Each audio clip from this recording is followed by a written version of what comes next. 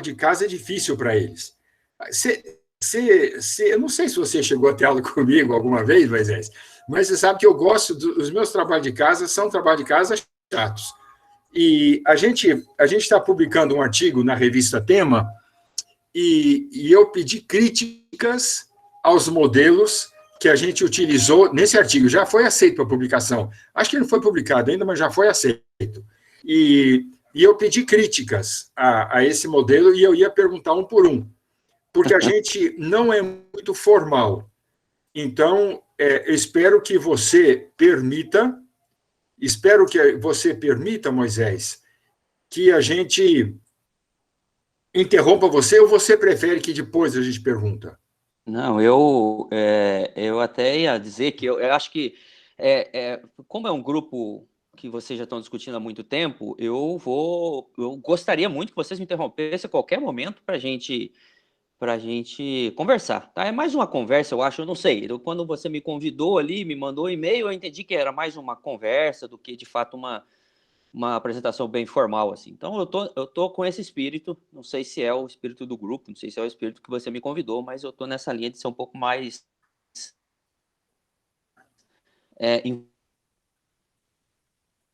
Ixi, eu que travei ou Moisés? Não, foi ele mesmo, eu acho. Aqui tá travado só ele. Ixi. Tá voltando. Será? O microfone voltou. A câmera tá um pouco Voltou, Moisés. congelada. Voltei? Voltou. Agora sim.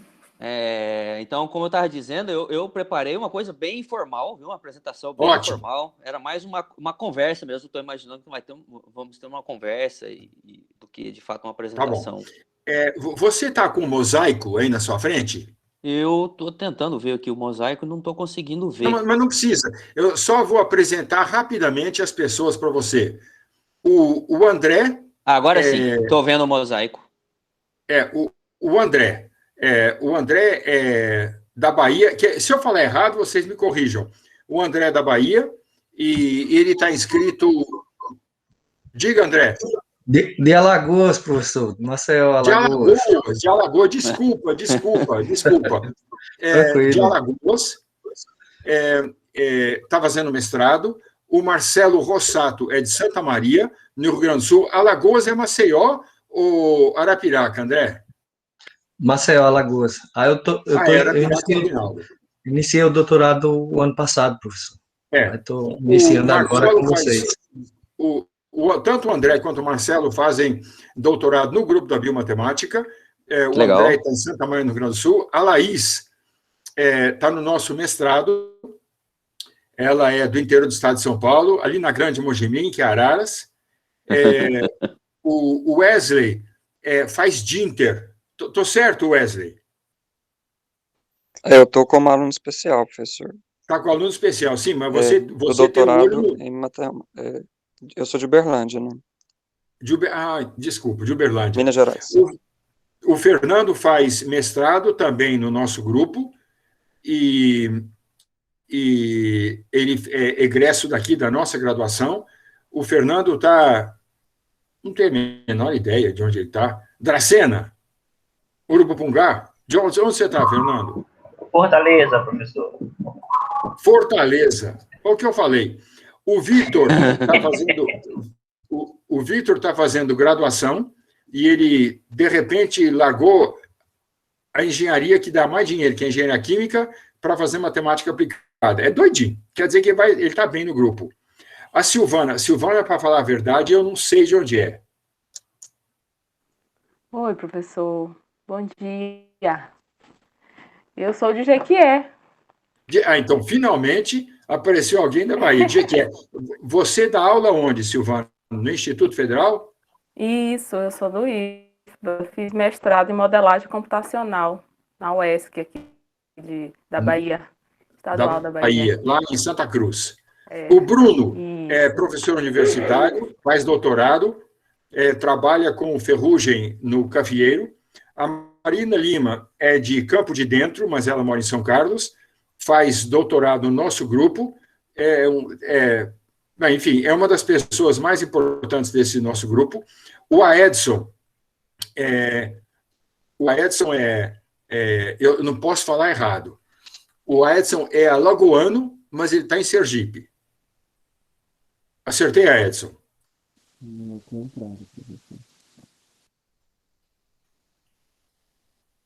Alguém escutou o que ele falou? Não ouvi nada. Ele falou que é o contrário, mas o microfone parece que está abafado, como se tivesse tampado. Então, o que eu falei? Que ele é de Alagoas, está em Sergipe? Não, ele é de Sergipe e está em Alagoas, exatamente. Exatamente. Obrigado, Edson. O Felipe Longo, interior do estado de São Paulo, faz doutorado no grupo, também que nem a Marina, é um dos sustentáculos do grupo. O Giovanni, o que mais que eu posso falar sobre ele, além de dizer que ele é de Mojimirim? Mas eu acho que ele não torce para o Mojimirim Esporte Clube. Mas também não se exige perfeição. E diga, Giovanni. Torcer para o Mogi atualmente é sofrimento demais, Johnny. Tá dando não. O Mogi caiu para a Série D do Nacional e não vai disputar. O Christian está na Colômbia, ele faz doutorado no grupo comigo, e trabalhando com AIDS, HIV/AIDS, e com alguns resultados originais já, e diversas apresentações internacionais, e uma segunda publicação internacional. O Sérgio é da Bahia, e acho que o Sérgio também é aluno especial do nosso doutorado, e também, eu acho que ele também tem o olho no Dinter. Para quem é do Dinter, eu preciso falar que eu já mandei a consulta para o Aurélio sobre as atividades presenciais. Viu, Wesley? Você é uma das pessoas que perguntou isso para mim? Foi o outro colega lá, professor, o Paulo, que tinha perguntado foi o Paulo. Sim, foi o Paulo. Mas eu agradeço a informação também. Assim que chegar uma resposta, eu mando para vocês. Muito bem. Então, já estou gravando com a autorização de vocês e do nosso palestrante. E, Moisés, muito obrigado de fazer esse presente para a gente. E eu posso fazer uma carta formal para você, assinada com papel timbrado, dizendo que você deu uma palestra para o nosso grupo. Tá bom? Mas você cobra de mim, porque a minha memória parece uma peneira. Aí fala e eu esqueço. E para de rir de mim, Laís, por favor. Johnny, eu que agradeço, obrigado pela apresentação e pelo visto. Tem uma safra boa vindo aí em biomatemática, como sempre, a Unicamp contribuindo para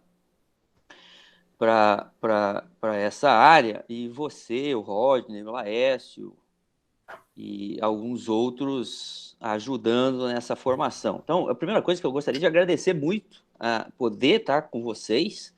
Acho que eu fui aluno aí dessa casa, fui aluno seu, acho que de algumas disciplinas, não só de uma, mas provavelmente pelo menos duas. E eu acho que eu devo muita coisa do que eu faço hoje ao que eu aprendi com vocês, ao que eu aprendi com você na Unicamp e com os demais professores, colegas seus e amigos. Então, primeiramente, eu gostaria de agradecer muito essa oportunidade de falar, o convite para falar com vocês. Então, como eu disse, eu preparei uma apresentação bem informal. Assim, na verdade, eu preparei mais os desafios que eu me envolvi aqui nesse período de pandemia, como sendo uma pessoa que trabalha numa universidade pública e que se sente não uma obrigação, mas se sente responsável por dar alguma informação, contribuir para a sociedade, e dado a formação que eu tive, dada a formação que eu consegui aí na Unicamp, então eu me sentia meio que na responsabilidade de trazer alguma informação, de contribuir com a sociedade local aqui, com Cuiabá, com Mato Grosso, para tentar mitigar os efeitos dessa pandemia. Então, eu vou relatar para vocês mais quase que como que foi, como que eu vi esse desafio, como que eu tenho visto, como que eu tenho percebido esse desafio de trabalhar com modelos matemáticos de fato aplicado. Você tendo que olhar para os dados e ver que se seu modelo funciona ou não funciona, e como fazer essa ligação entre os modelos que a gente tanto estuda aí e a realidade, que a realidade é um pouquinho diferente. Então, é informal, eu gostaria que vocês me interrompessem a qualquer momento, tá? Não tem problema nenhum. E aí eu vou pedir só para se eu posso compartilhar a tela, Johnny. Claro. Para poder... Claro. Para poder facilitar a minha fala aqui. Vocês já estão vendo a minha tela, provavelmente? Estamos. Eu vi você falando na televisão, logo no começo da epidemia. Pois como que eu me meti nessa história, né? A primeira coisa foi que eu postei eu vendo as informações por aí, eu postei alguma coisa sobre modelos matemáticos e como que a matemática, de uma certa forma, poderia contribuir para entender, né? Para realmente mitigar os efeitos da pandemia na sociedade. E aí eu postei meio que de brincadeira aquilo ali nas redes sociais e, bom, ali iniciou, né? Muita gente procurou, a imprensa procurou, a televisão procurou, a universidade procurou para falar sobre a pandemia, porque acho que isso foi no começo, há um ano atrás, março, provavelmente, do ano passado. E aí foi ali que tudo começou, né? Começou toda essa saga. E aí alguns outros professores de outras áreas, área de saúde coletiva, também se propuseram a trabalhar com esses dados e tal, e aí a gente montou um grupo, né? Hoje aqui na universidade, dentro da universidade, eu participo de um grupo que tem eu da matemática, tem 2 professoras da saúde coletiva, tem um professor da geografia, tem um professor do Instituto Federal de Mato Grosso, que ele elabora um painel que eu vou mostrar para vocês. Ele é responsável por manter um painel online, onde a gente divulga nossas informações. E tem uma professora, eu me esqueci agora da qual universidade que ela é. Eu acho que, se eu não estou enganado, é alguma universidade em Minas Gerais que também colabora com a gente nessa área de divulgação e modelagem, e entender a pandemia, entender como funciona a dinâmica dessa pandemia aqui a nível local. Então, eu acho que, eu não sei, Johnny, dessa turma que está assistindo, todo mundo é da matemática? Todo mundo é matemático? Sim, todo mundo está ligado com a matemática de algum modo. Todo mundo. O Moisés, eu preciso pedir desculpas a vocês, porque eu fui injusto aqui. Eu olhei o mosaico e eu me esqueci de apresentar o Danilo, que é colombiano, faz doutorado no IMEC, e o José Eduardo, que está em Jequié, eu acho, o Ronaldo, que é outro desses... o Ronaldo é uma confusão, porque eles ficam trocando Sergipe por Alagoas, mas eu acho que o Ronaldo é de Alagoas. O Leandro eu não apresentei para você, mas o Leandro... De onde você é, Leandro, que eu já esqueci? Eu sou de Itaúna, mas eu trabalho em Divinópolis, na UEM. Já lembrei, claro. Eu lembrei, você até mandou um recado lá para o Erasmo. E Isso. O Reginaldo, eu não apresentei. O Reginaldo, não é que eu esqueci, é que eu não sei mesmo. Reginaldo, de onde você é? Bom dia a todos. Ei, tudo bom, Johnny? Escutando? Sim. Eu sou da Bahia. Barra do Choça, Bahia, terra do café. Tá bom. Faço doutorado. Iniciei doutorado ano passado. Depois tem o Tomás Abreu. O Tomás Abreu é de Mogi Guaçu, que é um homem privilegiado, mora pertinho de Mojimirim. O Wesley, o Wesley eu não sei de onde é. Wesley. De Uberlândia, professor. Eu sabia, sim, de Uberlândia. Até o sotaque revela. Desculpa, Moisés, desculpa. É que eu olhei aqui e eu vi que um monte de gente eu deixei de fora da apresentação. Eu não sei o que aconteceu comigo. Tem mais alguém que eu não mencionei? Não. Não, tá bom. Então, desculpa, Moisés. Imagina, Johnny. Então, só para... Foi até bom você interromper, porque todo mundo aí praticamente tem algum vínculo com a matemática aí da Unicamp, certo? Ou está como aluno especial, ou está no mestrado ou doutorado, certo? É isso, né? Sim. Então, talvez eu traga para vocês aqui uma outra perspectiva sobre a pandemia, tá? Eu não vou entrar em modelagem matemática. Eu vou falar de modelo CIR. Basicamente é isso que eu vou falar. Não vou falar do modelo CIR, mas como a gente tem usado o modelo CIR. Porque, veja bem, agora, durante essa pandemia, a gente, e desde antes já sempre foi assim, mas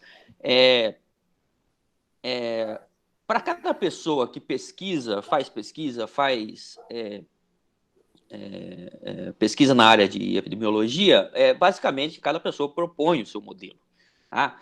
E isso não é ruim, isso é bom, porque você tem uma diversidade grande de modelo, mas o problema de você ter muitos modelos é que na hora você vai ter que escolher um modelo na hora de trabalhar. E essa escolha acaba se tornando difícil muitas vezes, em especial em um momento inicial de pandemia, que você não conhece muito bem como funciona a dinâmica da pandemia, você não conhece os parâmetros desse seu modelo. Então, se você tem um modelo muito sofisticado, que representa uma realidade mais complexa,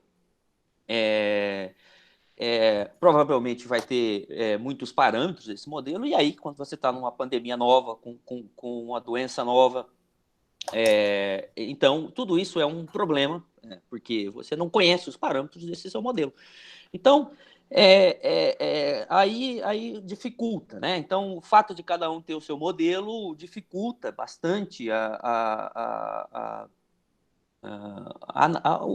você escolher um desses modelos e aplicar. Então, basicamente, foi o que eu vou falar aqui para vocês hoje como que a gente aliou, como que a gente tem aliado os modelos e dados, modelo, na verdade, que a gente está falando do modelo CIR, como que a gente tem tratado com as incertezas nos parâmetros, né? A gente está ligando isso com teoria fuzzy, e como que a gente tem feito análise dessa pandemia, em especial aqui no Brasil e no Mato Grosso, tá bom? Basicamente é isso que eu vou falar com vocês. E logo que, como eu estava comentando, logo que a gente montou esse grupo, só para deixar registrado, a professora Ana Paula e a professora Lígia, as professoras Ana Paula e Lígia da Saúde Coletiva, né? São as duas professoras que fazem parte do grupo, o professor Emerson, aqui do Departamento de Geografia da UFMT, o professor Juan, que é o professor do IFMT responsável pela parte computacional do painel, e a professora Amanda, que é a professora de Minas Gerais, que eu não me recordo agora de qual universidade ela é, e a gente, esses 6 pessoas têm trabalhado, então se juntou, né, ali por volta de março, abril do ano passado, nos juntamos e falamos, vamos dar uma resposta, né? E aí, quase sempre as perguntas eram, quando vai ser o pico? Estamos achatando a curva? Isso era pergunta muito recorrente pela imprensa e pelo poder público. A gente chegou a ter conversas, por exemplo, com a Procuradoria e o Ministério Público Federal, representado aqui no Estado, para entrar nessa confusão de se faz lockdown, se não faz, quais são a severidade da quarentena que a gente deveria adotar. Então, tudo isso a gente teve conversas, e aí essas perguntas eram recorrentes. Quais são as medidas, né, de isolamento que fariam com que a gente diminuísse o efeito da pandemia? A questão do RT, era toda hora perguntando, o RT está maior que eu não sei de onde as pessoas tiraram essas perguntas, mas era muito legal, era, assim, de discutir e poder mostrar que a gente está dentro de uma universidade e o conhecimento que a gente tem, que a gente adquiriu, que a gente constrói, que a gente compartilha, que a gente adquire, pode ser útil para a sociedade, né? E aí, então, tudo isso levou a gente a questionar, né? No meu caso em particular, que modelo eu devo usar, quais são as ferramentas que eu devo usar para entender essa pandemia, precisa ser criado um novo modelo, de onde eu vou tirar os parâmetros, como que eu vou olhar para esses dados, como que eu vou fazer a ligação do modelo com esses dados. Então, tudo isso são perguntas que apareceram, colocadas por pessoas externas e muitas delas eu mesmo, nas minhas digressões, tentando entender como que eu poderia trabalhar e poderia dar uma resposta. E aí, sempre vinha em mente a piada que o Johnny conta, vez sim, vez não, nas suas palestras, que é a piada do balão, né? Então, você quer dar uma resposta correta e verdadeira para a sociedade, mas muitas vezes essa resposta ou ela vai chegar tarde demais, né? Vai demorar a dar uma resposta verdadeira, e muitas vezes essa resposta não serve para nada. Então esse cuidado sempre tive em mente, né? Bom, você precisa dar uma resposta para a sociedade, precisa dar uma resposta de como a pandemia está, mas também não pode demorar muito, porque senão daqui a pouco, ali naquele momento, a gente imaginava que a pandemia fosse passar rápido, e aí, então você precisava dar uma resposta rápida, mas, claro, uma resposta também que fosse útil, né? E precisa até um certo grau, né? Então, foi sempre isso que norteou, basicamente, essa minha saga nesse ano. Tá? Então, para isso, acabei optando pelo modelo CIR mesmo, porque o modelo CIR era o modelo mais simples, que descrevia, de uma certa forma, a dinâmica da doença, da Covid-19. A gente optou pelo bom e velho modelo CIR, e lembrando e tendo em mente que esse modelo era simples, né, para uma realidade, mas para uma realidade complexa, mas ele era simples, e pelo fato dele ser simples, então ele tinha poucos parâmetros. São 2 parâmetros nesse caso. O parâmetro beta, que é um parâmetro que seria responsável pela fatores mais biológicos, de fato, né, mais associado à biologia do vírus no organismo. E o alfa, que estaria, então, relacionado com a interação suscetível infectado. Então, são 2 parâmetros que são necessários para descrever essa doença. E aí, essa é uma vantagem. Foi essa vantagem que a gente viu no modelo CIR. Por quê? São 2 parâmetros. Você não precisa de mais nada, basicamente. São só esses 2 parâmetros, né? E aí a gente olhou esse modelo aqui, a gente acabou reescrevendo ele num outro formato. Por quê? Porque tem um outro problema. A gente tem que ligar esse modelo com os dados. Daqui a pouquinho eu vou falar sobre o problema que a gente teve nos dados, mas você precisa associar esse modelo, precisa olhar para essas soluções dessas equações diferenciais e ver essas soluções nos dados, porque senão não adianta nada. Então, em geral, os dados são publicados até hoje como o número de pessoas, o número total de casos, né? Basicamente é essa a informação que a gente tem quando a gente procura. Eu digo informação que está disponível com atualização frequente, né? Porque tem muitas outras informações, mas a atualização demora, a atualização é uma vez por mês. Então, toda essa dinâmica de atualização de dados também era importante para você dar uma resposta rápida. Então, o que a gente tinha de informação diária, com N problemas, né? Que daqui a pouquinho eu vou comentar sobre alguns deles, mas era a informação do número total de casos. Então, a gente reescreveu esse modelo olhando para o número total de casos. Essa variável Z ali é justamente a soma das pessoas que estão infectadas no momento com as pessoas que já se recuperaram ou vieram a óbito, né? É o acumulado de pessoas que foram infectadas, então a gente consegue olhar para essa equação desse formato em duas variáveis só, duas funções só, né? Um sistema de duas equações. Muito bem, então foi isso que a gente fez naquele momento, e é isso que a gente tem feito, na verdade, até agora.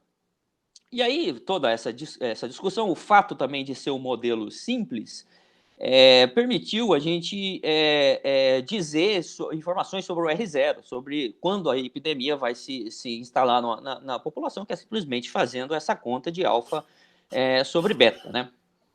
Quem está fazendo biomatemática com o Johnny provavelmente já viu esses modelos, e já teve, né? Já discutiram essa questão da instalação da pandemia numa determinada região. Muito bem, então esse foi o que a gente usou, basicamente, escolhemos, né? Foi uma política adotar esse modelo justamente pela facilidade de obter os dados e pela facilidade de interpretação desses parâmetros que aparecem no modelo. Bom, e aí a gente precisava agora das seguintes informações. Bom, quem são esses parâmetros alfa e beta? Quais são os valores desses parâmetros alfa e beta que aparecem nesse modelo, né? E, claro, e aí a gente foi para a literatura. Na verdade, tinha muito pouca coisa na época, tem ainda, não tem muita informação, mas o pouco que tinha, a gente consegue transformar nessa dinâmica, nessa evolução, basicamente evolução temporal de uma contaminação, que hoje a gente já tem um pouco mais de conhecimento, já tem mais informações, já tem esses valores que aparecem aí, vocês encontram na literatura. Esse aqui é um gráfico que eu desculpa por estar em inglês, mas é um gráfico que a gente fez para colocar num artigo. Então, a partir do momento da infecção, né, você tem ali o momento em que houve a infecção, então você tem, em média, 5,2 dias até o início dos sintomas. E caso a pessoa venha a óbito, isso acontece em média 17,8 dias depois. Tá? Esses valores são os valores que eu encontrei em alguns artigos mais recentes. Né? Depende da metodologia, como são feitas essas medidas, você obtém valores diferentes, mas está mais ou menos assim a dinâmica, o conhecimento sobre a dinâmica da contaminação, tá certo? E aí, a transmissão, né, o período de transmissão, quando se começa a transmitir, tudo indica, né, os estudos de quem analisa esses casos, diz que essa transmissão começa um pouco antes, alguns dias antes, de 1 até 3 dias antes do início dos sintomas, e provavelmente vai de 7 até 9 dias depois do período de surgimento dos sintomas. Então, você tem aí uma janela de aproximadamente 10 dias em que a pessoa pode se tornar, pode transmitir a doença para outras pessoas, né? Claro que isso depende de pessoa para pessoa, depende de organismo para organismo, e aqui nós estamos falando, claro, sempre em valores médios, né? Tudo isso são valores médios, né? E aí, então, dessa dinâmica que a gente tira algumas informações sobre o parâmetro, né? Ali no parâmetro beta, por exemplo, ele é inversamente proporcional ao número de dias que as pessoas o número de dias do período de transmissão, né, em que a pessoa pode ficar transmitindo o vírus. Então, com isso, se você tem uma estimativa para o período, né, em que a pessoa pode transmitir o vírus, então você tem uma informação sobre o parâmetro beta. Então, com isso, a gente já tinha uma noção de quanto poderia ser esse parâmetro beta. E assim por diante. Olhando para essa dinâmica, a gente foi construindo os parâmetros, né? E aí a gente foi para os dados, né? Então, beleza, a gente tem o modelo, tem algumas noções em especial do parâmetro beta, né? Ali que representa é inversamente proporcional ao período que a pessoa transmite a doença. Então, a gente foi para os dados. Então, vamos tentar olhar para os dados e ajustar, né? A gente fez, de fato, no começo, a gente fez um ajuste de dados. Vamos tentar ajustar, encontrar um parâmetro alfa, ou o parâmetro alfa e o parâmetro beta, ali uma combinação de alfa e beta, de modo que esses dados possam ser, o modelo possa se adequar aos dados que a gente tem. O modelo possa descrever, representar a nossa série histórica de dados. Só que aí você tem outros tantos problemas. Então, um deles era justamente os dados que são divulgados, são o acumulado de casos, o acumulado de casos, as pessoas divulgam essa informação, o acumulado de casos, por várias razões. Primeiro, porque ele não se sabe exatamente também, como a gente não tem teste em massa, como a gente não tem um acompanhamento do poder público sobre a dinâmica da doença, então a gente não tem o número de pessoas que estão infectadas. Então, você divulga ali o acumulado de casos, né? Basicamente é isso que é feito, e com algumas estimativas do número de pessoas ativas, número de pessoas que estão com a infecção ativa no momento, mas bem nada muito preciso. A confiabilidade dos dados que são divulgados, então, a gente teve muito problemas com se a gente podia confiar nesses dados, porque se olhava para um banco de informação, um banco de dados, você via uma informação, olhava para outro banco de dados, você via outra informação. Mais do que isso, às vezes demorava tempo, porque o poder público não estava adequado para atualizar essas informações de maneira rápida. Então, você tinha ali um dado, o número de casos total, no total de casos é tanto, mas, na realidade, aquilo era com relação... aquelas informações que estavam lá estavam defasadas de 10 a 20 dias, 5 dias, uma semana. Então, tudo isso são problemas que afetam a confiabilidade dos dados, e aí é complicado. A periodicidade com que esses dados são informados e a subnotificação. Claro que, como você não tem testagem em massa, você não sabe o real estado da pandemia, né? Então, esses eram os problemas que eram muito graves no início, porque se você não tem essas informações precisas, obviamente você não vai conseguir fazer uma projeção precisa também. Então, tudo isso é problema, né? Tudo isso são problemas que vêm para a gente e as pessoas querem uma resposta. Elas não sabem desses problemas que estão diante de você, né? Ela fala, os dados estão aí, a pandemia está aí, eu quero uma resposta. O que eu preciso fazer? Quando que vai ser o pico? O que precisa ser feito para diminuir o pico? Aí você fala, não, mas eu não tenho bola de cristal, eu preciso de informações precisas. Aí a pessoa fala, mas você estudou tanto tempo, está numa universidade e conhece todo esse negócio de modelo, e aí...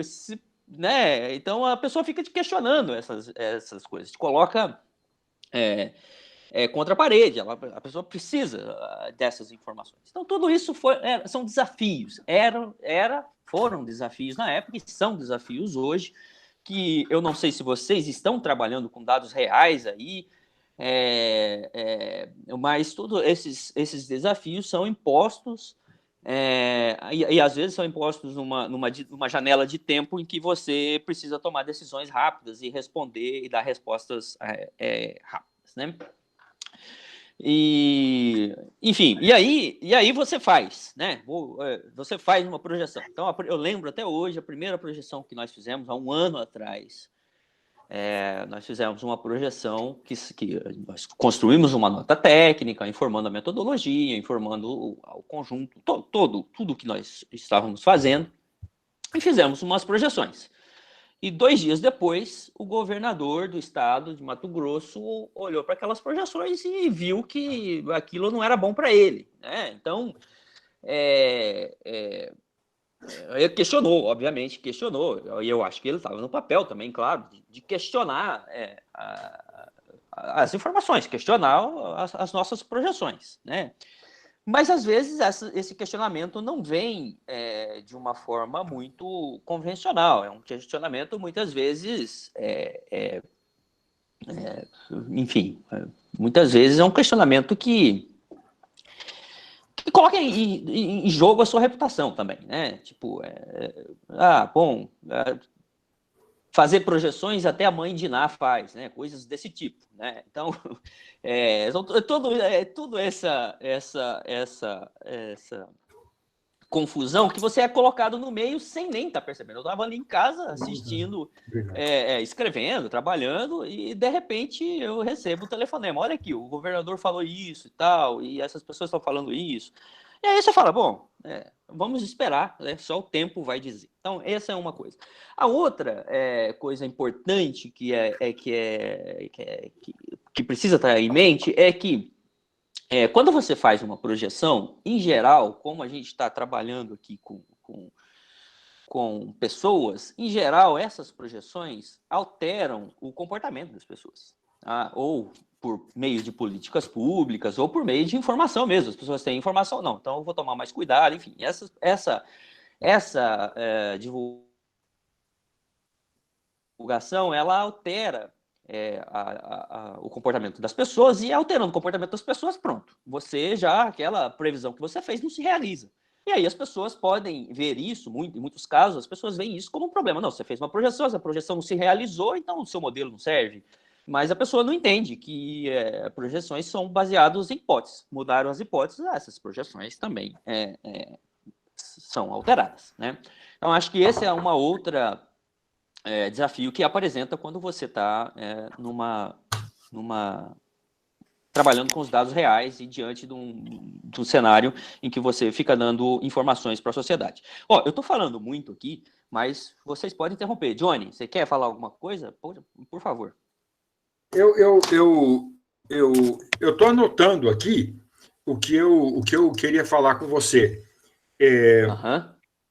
São algumas perguntinhas. Você conhece o trabalho do Luiz Dias? Você sabe quem que é o Luiz, né? Sei quem é, de Omar. Sim, sei quem é o Luiz, mas não ele fez uma palestra para nós usando... Mas tá bom, mas é só para comentar. E o Massad também. Você conhece o Massad, né, Moisés? Conheço o Massad. Então, ele fez alguns modelos interessantes. O Fernando, que está participando hoje, inclusive teve acesso ao modelo dele, que não é o último, em que a segunda onda é bem maior que a primeira. E outra coisa é que, se você tem menos compartimentos, você tem menos parâmetros. Então, você tem uma chance melhor de descrever o programa genericamente. Então, alguns dos nossos modelos têm um monte de parâmetros que é difícil da gente estimar. Por exemplo, a gente tem um modelo que tem suscetível, confinado, exposto, a gente chama de exposto, o cara é o pausintomático, pós-symptomatic, é o cara que tem o vírus, mas ainda não transmite. Depois tem o assintomático, que tem o vírus e transmite, tem o infectado e tem o resistente. E aí tem um monte de parâmetros e a gente não consegue muito bem conseguir. Então, é tipo de um cobertor curto. Se você põe mais compartimentos, você precisa de mais parâmetros, que é mais difícil. Se você põe menos compartimentos, você precisa de menos parâmetros, mas você não consegue incorporar alguns fenômenos. Agora, eu vou dizer para você uma ideia muito boa que o Felipe, eu acho que foi o Felipe Longo teve, foi de usar a equação diferencial com retardo. Então, eu chamo de assintomático todo mundo que tem um vírus, mas não tem sintoma. E ele só começa a transmitir depois de algum período. Perfeito. Então, o contato do suscetível com o assintomático não é com a assintomática população de hoje, é com a população de 5,3 dias atrás. Então, são algumas ideias assim que apareceram que foram muito ricas. Nós estamos trabalhando há mais de um ano, então, deixa eu ver o que mais. Sim, você perguntou, nós vamos ter uma segunda onda? Você está perguntando isso porque você achava que era um repique, porque nós já estamos preocupados com a terceira onda. Não, aquelas perguntas que eu coloquei nem foram as perguntas que surgiram no início da pandemia, tá? Hoje, sim. Era assim, só um padrão geral do tipo de pergunta que a gente... Sim, eu entendi, Moisés. Eu entendi, eu estou só brincando, eu entendi, claro. Hoje eu já recebi perguntas se nós vamos ter terceira e quarta onda. Está nesse nível as perguntas que a gente recebe agora. E não tem jeito a gente saber se a gente não souber quais vão ser os comportamentos, como é que é a vacinação. Não tem jeito, não tem jeito. Tá bom. Então, desculpa, Moisés, mas é só para mostrar que eu estou prestando atenção. Tá. Tá ótimo. Eu tenho certeza disso. Então, só para muitas das coisas que eu estou falando aqui, vocês obviamente já passaram por tudo isso aí. Já estão muito mais adiantados, e é assim, tá? Eu estou colocando uma outra perspectiva aqui, certamente, que pode ser útil para vocês quando vocês trabalham com o modelo. Eu só queria... esse modelo com retardo, Johnny, eu também comecei a trabalhar no modelo com retardo. Foi no começo, eu pensei, vou trabalhar o modelo CIR com uma espécie de retardo. Mas aí acabou que, pela dinâmica da coisa, muita coisa para fazer, e aí eu acabei ficando no modelo CIR, que era um modelo onde você já tinha ali um certo conhecimento de como implementar computacionalmente, de como fazer funcionar também. Eu acho que todas essas ideias, para quem está nessa discussão, é muito interessante, e aí eu acho que por isso que eu fiquei muito... estou muito agradecido de poder participar aqui com vocês, que eu acho que vocês estão com um grupo grande aí, aqui a gente está com um grupo menor, e eu acho que essa troca de informação pode ser interessantíssima para todo mundo, e claro, a gente está aqui para construir parcerias e trabalhar em prol de tentar entender essa pandemia. Muito bem, então, o que a gente fez aí ali no início da pandemia, a gente tinha uma estimativa para o beta, e aí o que a gente fez foi justamente o que praticamente se faz. A gente ajustou essa série histórica através de métodos de mínimos quadrados. Então, você tem ali o parâmetro alfa ou o parâmetro beta que você não conhece, e aí você ajusta essa série histórica com os dados, a solução do modelo com seus dados, e aí você tem uma informação. Agora, você tem um outro problema aqui, porque quando você faz ajuste, o computador te dá uma resposta. E aí você precisa ver se essa resposta faz sentido biológico. Então, e aí você precisa ter essas informações. O beta que o computador me deu aqui diz que... Foi vários casos, né? Porque, em geral, você acha mínimos locais quando você resolve um problema de ajuste de curvas. Então, o computador dava lá uma resposta de que o indivíduo transmitia o vírus por 0,01 dia.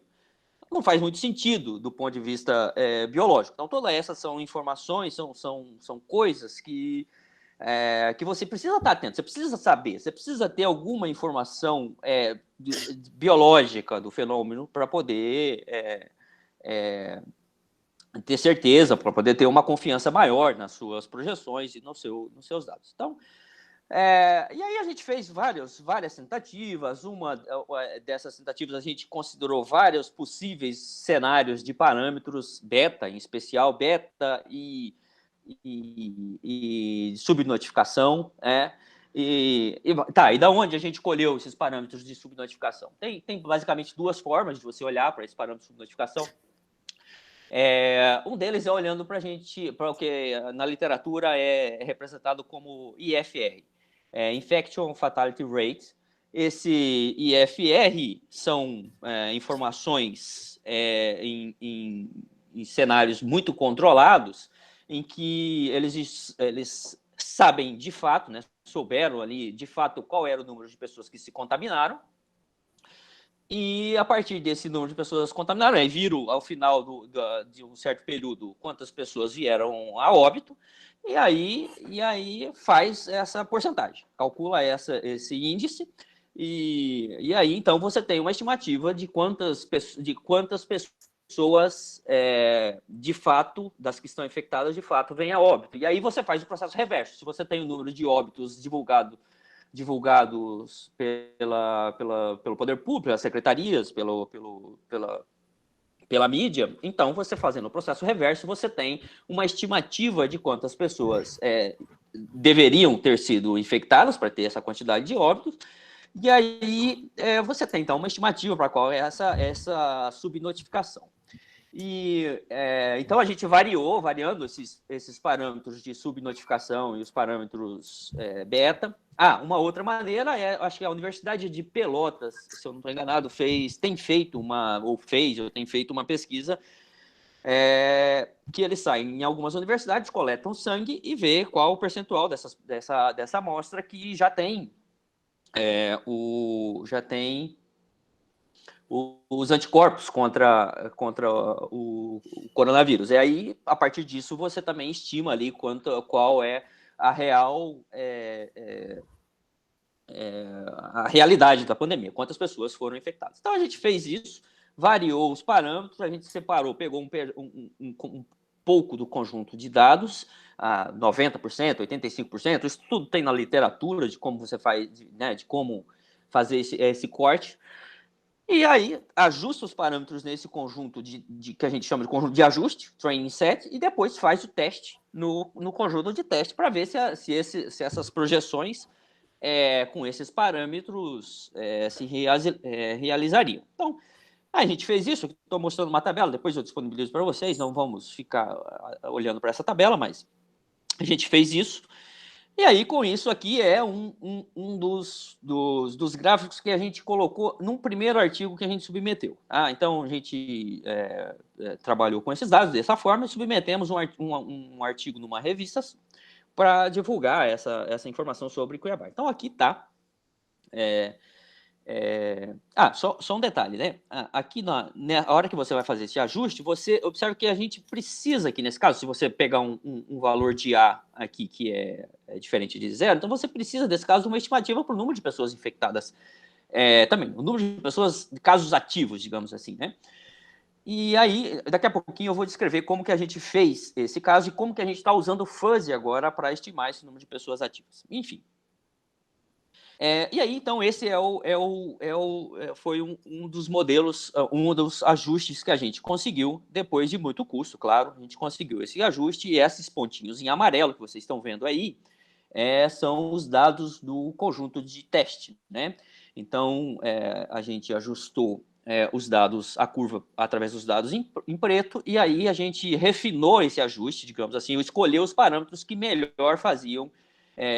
Dentre aqueles parâmetros que deram um ajuste ótimo, a gente escolheu os parâmetros que melhor ajustavam a projeção no conjunto de teste. Tá bom?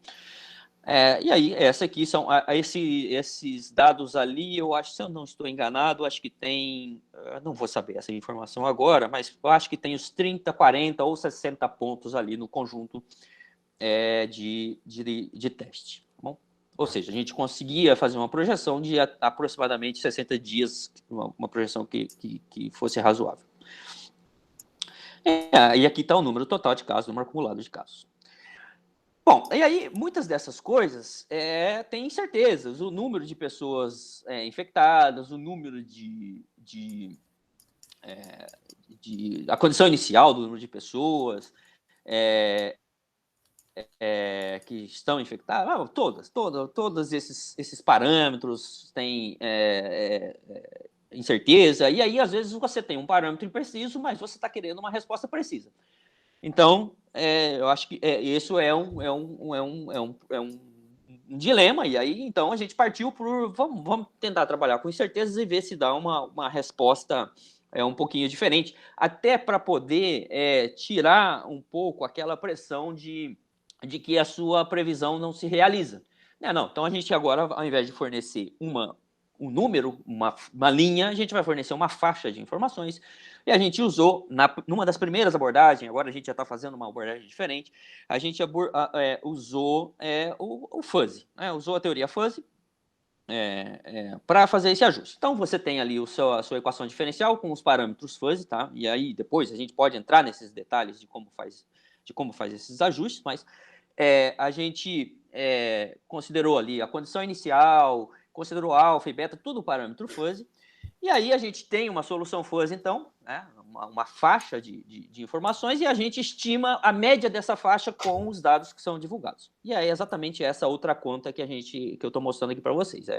Você tem um problema de mínimo quadrado aí, que eu estou ajustando nesse problema de mínimo quadrado a média da solução fuzzy com os dados que são divulgados. E a gente adotou a mesma estratégia de dividir o conjunto de dados em pontos, em dois conjuntos distintos para poder estimar a eficiência da projeção, né? Se a gente estava... Então, com isso, a gente obtém essas faixas aí, a gente tem uma informação, uma faixa de informação, e esses dados que estão aqui, tá? São os gráficos que a gente tinha feito antes, foi feito até, eu acho que aqui estão os dados até início de novembro, se não me engano, são aproximadamente 250 dias depois do início da pandemia, que o início da pandemia foi, aqui a gente está contando como sendo o dia final de fevereiro, então dá ali por volta de novembro. E aí, então a gente agora obteve nós estimamos esses parâmetros através de modelos envolvendo variáveis com subjetividade fuzzy. E aí, então, nós conseguimos esses ajustes. Agora, tudo isso é uma utopia, você esperar que esses modelos descrevam a realidade perfeitamente. Por quê? Porque, como a gente já comentou, como eu comentei com vocês, muitos muita política de restrição foi adotada. Então, é difícil você ter um parâmetro alfa médio, por exemplo, também. Ou mesmo numa faixa de informações. Esses parâmetros variaram muito ao longo do tempo, porque as pessoas tomaram consciência e aí se comportaram de uma maneira a evitar a transmissão, ou teve medidas restritivas que fez com que as pessoas mantivessem um distanciamento social maior. Bom, enfim, tudo varia de região para região, varia de densidade populacional, de acordo com a densidade populacional. Tudo isso são coisas que afetam esse parâmetro, em especial o parâmetro de transmissão, né, que é um parâmetro que descreve a dinâmica de transmissão da doença. Então, parâmetro alfa. Então, tudo isso afeta. Então, a gente falou o seguinte: olha, achar um parâmetro que vá descrever a pandemia inteira é impossível. A gente já abandonou essa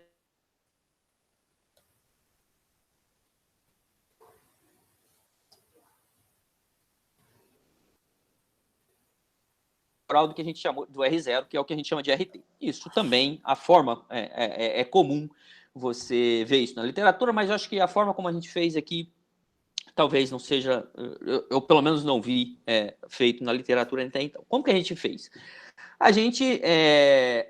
Bom, aí esse parâmetro beta, então, tá relacionado com aspectos biológicos, então a gente fixou o parâmetro beta, 1/10, ou 1/14, aí a gente fixou um valor aqui, que é inversamente proporcional ao número de dias que a pessoa está ativa, contaminando outras pessoas, e ele falou, vamos jogar tudo para o alfa. Todas as intervenções não biológicas, não farmacêuticas, vamos jogar para o alfa. Então, ali está restrição, lockdown, comportamento populacional, tá tudo aí, tá tudo no alfa. E aí a gente vai analisar esse parâmetro alfa temporalmente. Então, o que a gente faz? A gente faz o seguinte, a gente encontra o parâmetro alfa. Então, dado que eu tenho uma quantidade de pessoas infectadas hoje e uma quantidade de casos totais hoje, né, partindo desse pressuposto, partindo dessa informação, eu quero saber qual que é o alfa que me leva no estágio seguinte, no número de infecção do dia seguinte. Número de infecção e o número de informação de casos totais que foi divulgado no dia seguinte. Então, olhando para a série histórica, você pega um dia e estima qual que é o alfa que precisava ser para você ter atingido o outro ponto. A gente fez isso, então minimizou. E aí, com isso, você tem... Qual que era a nossa ideia aqui? Com isso, você tem uma curva, uma curva do modelo SI que passa sobre 2 pontos, né? 2 pontos consecutivos. ZT e IT. AT e IT. Então, e AT e IT mais 1. Então, a gente tendo essa curva, então a gente tem os parâmetros alfa e beta. Então, com isso, a gente estima qual que seria o RT se mantivesse com esse comportamento, né? Então, com isso, a gente estima o que a gente chamou de RT, que é o R0, na verdade, dessa curva, que passa pelos pontos AT e T e vai até o ponto AT mais 1 e T mais 1. Então, com isso, a gente chamou isso de RT. Eu confesso que eu dei uma olhada na literatura, não vi feito dessa maneira, tá? Então, aqui vocês que estão provavelmente pode ter essa informação de como fazer, de como foi feito, olhando para a literatura, talvez vocês tenham acesso a como foi feito em outros trabalhos. E aí, então, a gente começou a olhar para o RT, tá certo? Então, aqui o que eu estou mostrando para vocês é o RT do Brasil, tá? Essas duas faixinhas aqui, a vermelha e a azul, são faixas, intervalo de confiança, tá? Depois eu posso explicar como que a gente calcula esse intervalo de confiança, mas basicamente aqui é o intervalo de confiança dos dados dos últimos 30 dias. Então, eu olho os últimos 30 RTs calculados daquele jeito ali, calculo uma média desses RTs, e aí a gente tem, para cada ponto nessa curva, eu estou olhando o RT médio dos últimos 30 dias. Então, essa é a evolução temporal do RT, usando essa metodologia, para o caso do Brasil, né? A gente tem ali um período em que ficou muito próximo de 1, abaixo de 1, muitas vezes, mas ultimamente a gente vê que nós tivemos um crescimento ali nesse RT. Bom, isso foi obtendo através dessa metodologia. Muito bem, então, aí a gente falou o seguinte, bom, então agora nós, ao invés de... Isso tudo foi feito usando o modelo determinístico. A gente falou, não, agora vamos partir para um modelo. Agora talvez seja um trabalho até mais acadêmico mesmo. Vamos olhar para a parte fuzzy disso aí, para a parte incluir subjetividade nesse RT também, né? De uma outra forma, vamos olhar para esse RT, olhar para os parâmetros, olhar para todas aquelas informações lá daquela linha do tempo da infecção que eu mostrei no início, olhando através de conjuntos fuzzy, tá? Só um detalhe, para essa curva que está aqui, esse IT, que aparece aqui na equação 2, esse IT que está ali, a gente estimou usando o número de mortos, o número acumulado de mortos. Então, através do número acumulado de mortos, a gente usou o IFR, né, o índice real de mortalidade, digamos assim, estimou qual que seria o número de pessoas infectadas para ter essa mortalidade, para ter esse número de mortes, e aí nós fizemos esse ajuste. Então, essa aqui está ajustada de acordo com os dados de acumulado de mortes. Muito bem, aí a gente começou, bom, então vamos olhar para esses parâmetros fuzzy, e aí vamos tentar estimar o número de casos totais, o número de pessoas infectadas através desses parâmetros fuzzy. Tá? E como que a gente fez isso? A gente olhou lá na literatura.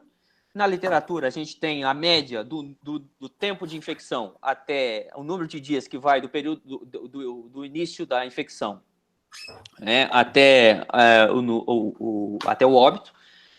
E isso é dado através de um intervalo de confiança. Então, a gente constrói um conjunto fuzzy através desse conjunto, dessa informação, com média e intervalo de confiança. A gente constrói um conjunto fuzzy. E aí, com isso, a gente tem aqui o número de óbitos, o grau de pertinência, né? A gente constrói esse conjunto fuzzy para o número de dias que leva da infecção, do início da infecção até o número de óbitos. Então, você tem esse conjunto fuzzy, e agora a gente vai aqui em cada um desses dias, ver qual que foi o número de óbitos nesse dia, estima aproximadamente 23 dias atrás qual que deveria ter sido o número de pessoas infectadas para ter esse número de óbito, né? E a partir disso você tem, então, fazendo. Aí a gente faz isso para cada um desses dias que estão aí com grau de pertinência maior do que zero. A gente faz isso e com isso a gente calcula um valor médio. É essa fórmula AT aí, né? Essa fórmula AT, então, ela diz para a gente qual que seria o valor médio do número de infecções no dia T, especificamente. Agora, aqui a gente ainda não trabalhou com o próprio AT Fuzzy, né? A gente também tem, porque para cada dia ao invés de tirar uma média, a gente poderia trabalhar com o AT Fuzzy. O próprio AT ser um conjunto fuzzy. O número de casos totais, que é o AT ali, ser um conjunto fuzzy, e aí a gente pode... Essa é a nossa nova etapa que a gente está começando a pensar em como fazer. Mas até nesses gráficos que eu vou mostrar para vocês, a gente está considerando o AT como uma média calculada a partir desse conjunto fuzzy por essa fórmula que está aí. Bom, tendo o AT, a gente também considerou que o início da transmissão do sintoma da doença e o fim da transmissão da doença também são conjuntos fuzzy, tá certo? São dados por 2 conjuntos fuzzy, que a gente tem essa informação hoje, essa informação já está mais evidente na literatura. No início da pandemia não dava para fazer dessa forma, porque a gente simplesmente não tinha essas informações, mas hoje já dá. E aí, com isso, também a gente pode estimar o número de casos ativos, né? A gente constrói um peso usando essas informações aqui, fuzzy, a gente constrói um peso que seria o peso de quanto aquela pessoa está infectiva, digamos assim, né? E aí, com isso, a gente calcula, estima o número de pessoas que estão com infecção ativa através desse IT aí, né? A gente pega, multiplica o peso vezes a quantidade de novos casos que surgiram nesse dia. Esse N aqui é a quantidade de novos casos. Então, com isso, a gente tem uma estimativa, obviamente, do número de pessoas que estão infectadas, tá bom? E aí, com isso, a gente calcula aqueles RTs, aquele RT dinâmico lá, e esse gráfico que vocês estão vendo aqui, é o RT para cada um dos estados da federação, para cada um dos estados aqui do Brasil. Essa faixinha amarela é o conjunto fuzzy RT, né? Então, você tem ali agora um RT que não é mais um número, a média, mas ela está representado aqui como... para a gente ver qual que é a variação, de fato, né? Então, apresentando como conjunto fuzzy, você consegue ver qual que é a variação desse RT. Esse em amarelo é o RT estimado usando o número de casos que é divulgado, tá? O acumulado de casos que é divulgado. O em vermelho é o RT, eu acho que o gráfico ficou pequeno, porque tem muitos estados, mas o em vermelho ele representa o RT estimado a partir da mortalidade. Então, o que a gente fez? A gente estimou o IFR para cada estado, levando em consideração a densidade populacional. Então, a gente ajustou esse IFR para cada estado, e a partir desse ajuste de cada estado, a gente, então, estimou o número de pessoas ativas, estimou o número total de casos que deveria ter para ter essa quantidade de óbitos, e com isso a gente estimou o RT. Então, como vocês podem ver, tem alguns estados apresentam uma diferença muito grande. O estado aqui em 3 é o estado do Amazonas. E o estado 4, se eu não me engano, é o estado do Roraima. O 25 é o meu estado, é o estado do Mato Grosso. São Paulo, talvez seja o 20 ou o 19, não sei, não me lembro mais agora aqui. Mas você pode ver que tem estados que têm uma diferença muito grande, se você estima o RT a partir da mortalidade e se você estima a partir do número de casos que é divulgado. Alguns estados apresentam menor, por exemplo, o estado 23, que eu não me recordo agora qual estado é, o estado 16, o estado 17, esses estados apresentam um pouco, ligeiramente menor, é claro que não é significativamente menor, mas é ligeiramente menor. E aí a gente vai tentar entender, porque esse agora é o que a gente vai tentar fazer, entender por que esses estados apresentam um RT menor quando você estima através do número de óbitos do que quando você estima através do número de casos totais. Okay? E aí depois a gente abre para discussão aqui sobre esse gráfico, para ficar melhor. Daqui a pouquinho. Só vamos terminar de concluir. E concluindo aqui, essas informações, essas coisas, todo esse trabalho, a gente acaba divulgando num painel de acompanhamento que a gente tem, que a gente fez, que é o alimentado pelo professor Juan, do Instituto Federal do Mato Grosso, com as informações sobre a pandemia. Então aqui a gente tem vários tipos de informação. E uma delas é as projeções. A gente faz projeções. E como que a gente tem feito projeções atualmente? Projeções, atualmente, a gente faz o seguinte: a gente pegou esse histórico de RT, né? A gente tem um RT ali, e aí você faz agora cenários. Então, se o RT for acima de tanto desse histórico que já teve, então a gente vai ter aí a gente faz simulações com esses RTs que apareceram no histórico. E aí a gente faz projeções. Então vocês podem ver aqui que tem uma faixinha no final aqui. A gente está fazendo uma projeção dos últimos 30 dias, eu não sei se vocês conseguem ver, mas tem uma faixinha em azul. E essa faixinha azul é justamente criada a partir desse RT histórico. A gente faz várias simulações, inclusive a gente tem feito simulações com o RT variando ao longo do tempo dentro do período de projeção. Então eu vou ali, faço o RT variar, pegando desse conjunto de RTs históricos, faço esse RT variar dentro do tempo de projeção, e aí a gente pega um cenário em que dá um valor mais alto, pega um cenário em que dá um valor mais baixo, e aí a gente tem, então, agora uma faixa, a gente divulga essas informações com uma faixa de possíveis cenários. Então, a gente faz isso para possíveis cenários, de casos totais. A gente tem feito isso para possíveis cenários de segunda onda, terceira onda e outras ondas. Então a gente fala, olha, se você tiver um RT alto, e RT alto aqui significa que a taxa de contaminação é alta, medidas de isolamento não estão sendo adotadas, o comportamento da população está comprometido.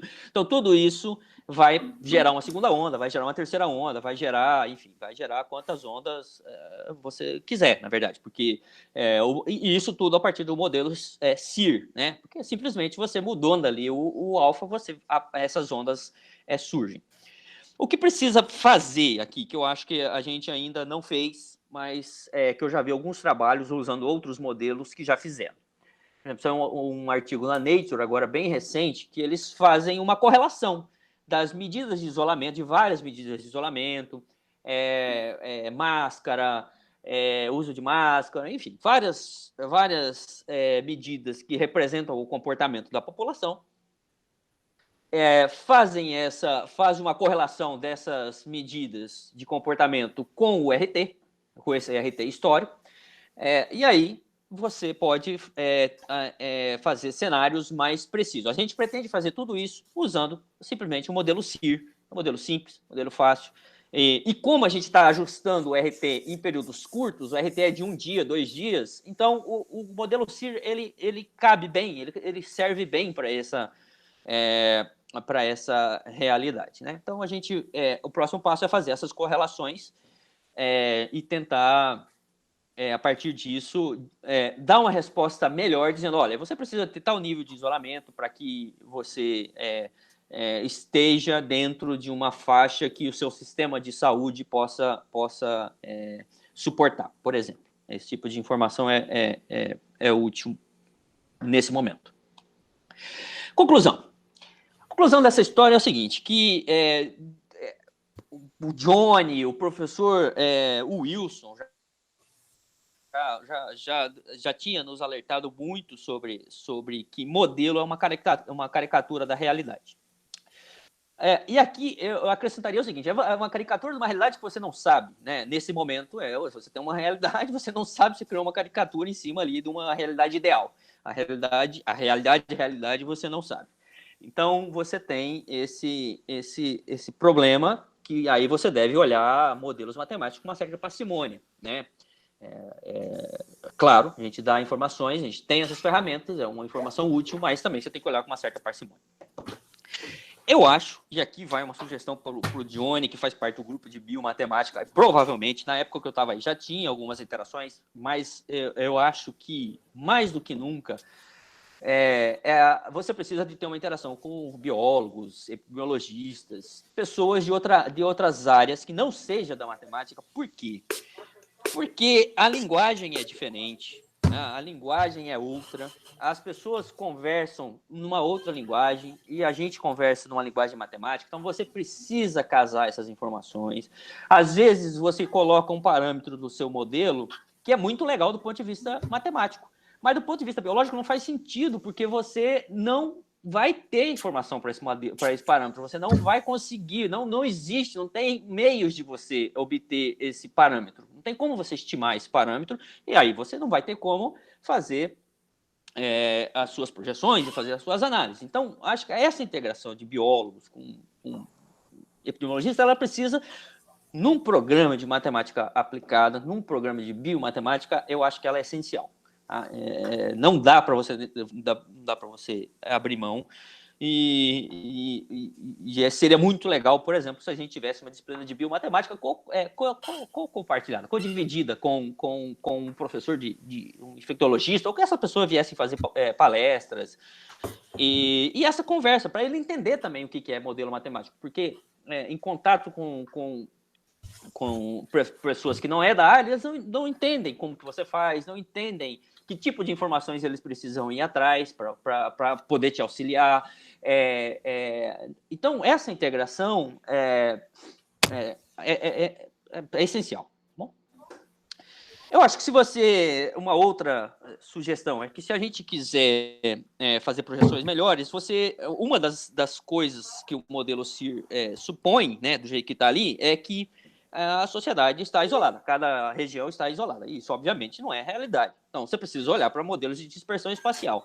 E aqui, mais do que modelos envolvendo equações diferenciais equações diferenciais parciais, eu acho que a gente precisa começar, provavelmente, não sei se é o caso aí da Unicamp, mas é o nosso caso aqui, a gente tem que olhar para modelos que incorporem grafos, porque a gente até tem uns rascunhos, mas ainda nada específico, porque cada cidade tem conexões diferentes, dentro dos bairros tem conexão diferente, então você precisa olhar para modelos que possam ser descritos através de gráficos. Já tem modelos do ponto de vista teórico, eu não vi nenhum modelo do ponto de vista prático, tá? Eu também não sei, pode ser uma falha minha, mas eu não vi nenhum modelo do ponto de vista prático fazendo essa ligação. É claro que tem toda uma dificuldade, porque daí você vai ter um monte de parâmetros, mas precisa ser pensado em como ligar essa prática de modelos envolvendo dispersão espacial do ponto de vista de grafos aos dados que a gente tem. Acho que modelos baseados em agentes podem, modelos tipo autômato celular, eu acho que são muito úteis, porque esses modelos que a gente trabalha, o modelo CIR, qualquer outro modelo com equação diferencial, são modelos que a gente chama de modelos de campo médio, né? Então, uma média, esse modelo representa uma média do comportamento. Mas em cenários de pandemia, envolvendo vidas humanas, então é melhor que você também tenha cenários que estão ocultos nessa média, tá? A média, ela oculta alguns cenários, e aí esses modelos baseados em agentes, eles podem revelar esses cenários, e aí você pode tomar um pouco mais de precaução sobre esses cenários que podem ser mais catastróficos e como evitar esse tipo de cenário. E aí, voltando à piada, acho que pode ser melhor você dar uma resposta com precisão mais útil do que você dar uma resposta precisa demorar muito para responder e que seja, ao final da sua resposta, essa informação seja inútil. Bom, eu encerro por aqui, falei demais, e agora vamos discutir, tá bom? E agradeço muito a oportunidade de falar um pouquinho.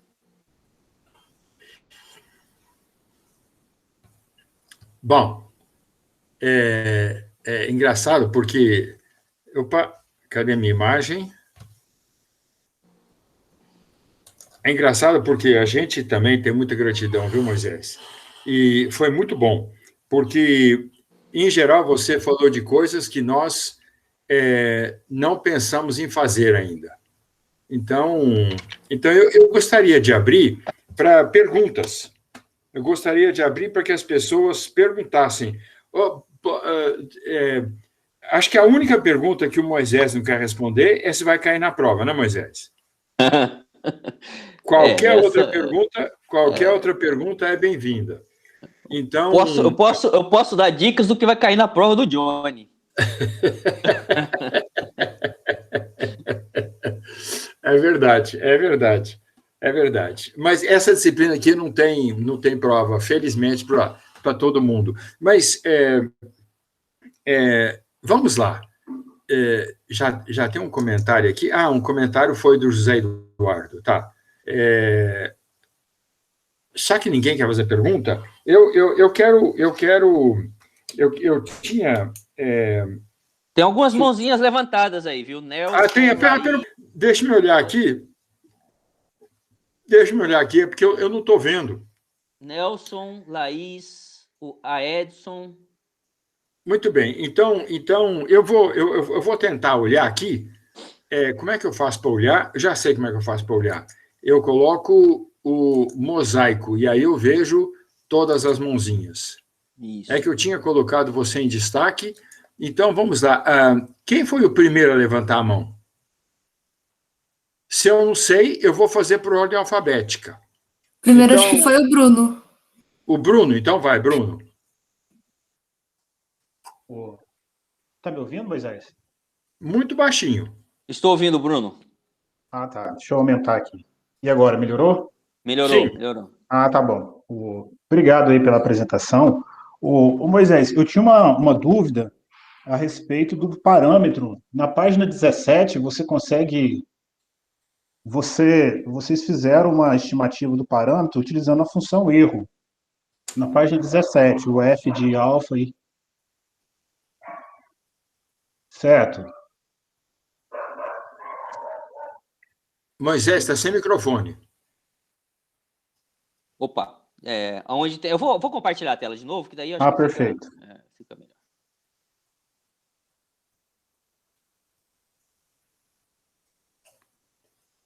Página 17. Isso. Bom, aí vocês minimizaram essa função, mas a pergunta é, como que vocês fizeram o ajuste da curva?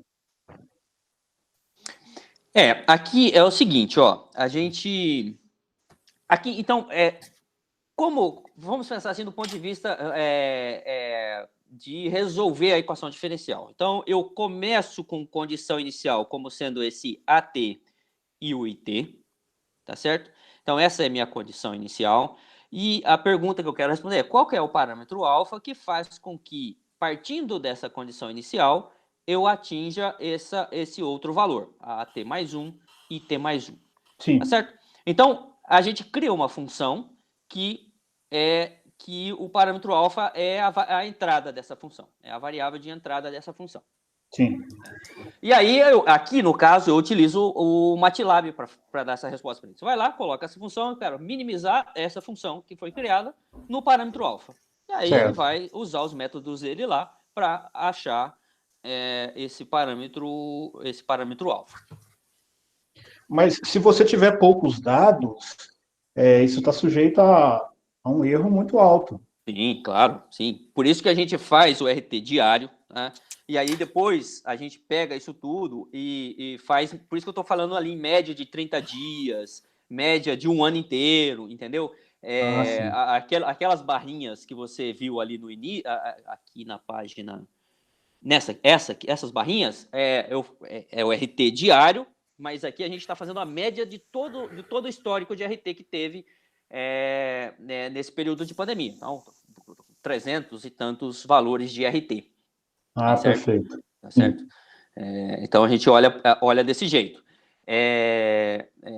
Aqui, claro, eu esqueci de comentar que isso aqui varia muito ao longo do ano. Então, esse aqui eu estou colocando o RT médio do ano inteiro, né? Mas ele varia muito ao longo do ano. Então, eu queria ter feito um videozinho, mas infelizmente não deu tempo de eu fazer um videozinho dessas barrinhas se mexendo ao longo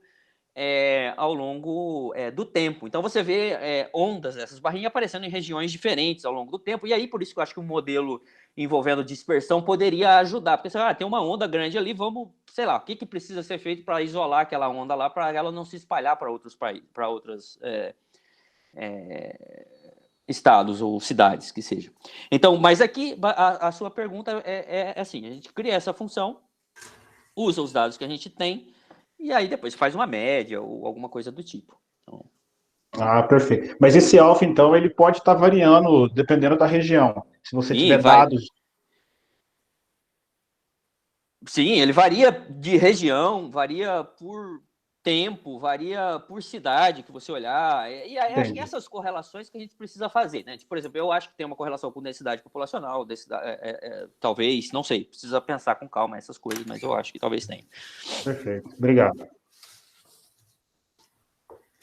Bom, eu não estou vendo o mosaico todo, mas eu sei que o Edson e o Giovanni levantaram a mão. Não sei se mais alguém levantou a mão. Então, acho que por ordem alfabética, vou pegar o Edson, então. Bom dia a todos. Bom dia, professor. Está ouvindo direitinho? Estou ouvindo sim, Edson. Bom dia, Perfeito. Bom dia. Tá. É que o fone estava abafado da primeira vez que eu falei, porque estava com a mão aqui. Enfim, coisa de tecnologia.